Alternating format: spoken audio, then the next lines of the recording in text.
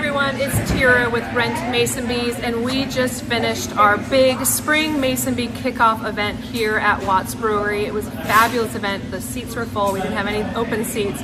And if you missed the event, I wanted to walk you around and show you some of the education stations that we set up for the event.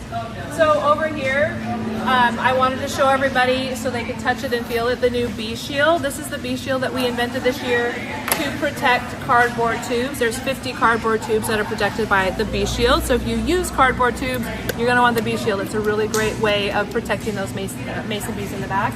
And then here at the education station, I have a block of leaf cutter bees open so that people can take a look and see what the leaf cutter cells look like inside a leaf cutter block. And then over here, we have a little sign that says, squish the empty cocoons, hear what they crackle. In the spring, when your mason bees are emerging, you can stand outside in front of your mason bee house and you can hear the crackle of the cocoons as the mason bees are chewing out of it. So that's really fun to do in spring. And then this is a way that I want you to protect your bees from any birds that might want to sit on the outside and pluck the baby bees out of your nesting block. You have to use 2-inch diameter chicken wire, wrap it around. I just have a little tack up here to hold it into place, but this is a part of an education station. And now I'm going to transition this. We're going to go into the back of the room. I'm going to show you a couple more areas where we taught people about bees, and then we'll wrap things up. All right, in the back of the brewery, we have an education station to show people what pollen mites look like underneath the microscope. So if you can zoom in, we wanted to show people what they look like inside the cell. So this is our microscope. And then down here in the tray, you can see the pollen mites that we see down here in the tray. So these are healthy cocoons. Those are pollen mites. In order to get out, they need to crawl through the pollen mites, which again is a really big hassle.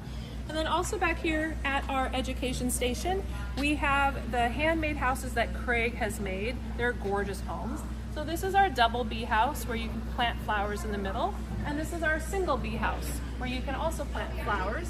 And then you have each house has a setup where you can put the tube on top. So these are really great additions to your yard. And now I'm going to show you our final station in the next clip. All right, in our final education station, I really wanted to teach people about Houdini fly. As you know, we partnered with Abigail from UC Davis and we are tracking Houdini fly. They are on the rise, especially in the Pacific Northwest, and now they have been spotted on the East Coast. So I have an education station here of a video to show you what they look like inside your nesting chamber. I'm going to post links down below on all the maps. They're all over Europe and in the Pacific Northwest, and they're now on the East Coast. So we are working with teams all over the country with Penn State. There's a lot of sightings in Pennsylvania area, and I'll show you those maps. Just click the link below to learn more about the Houdini fly hunt.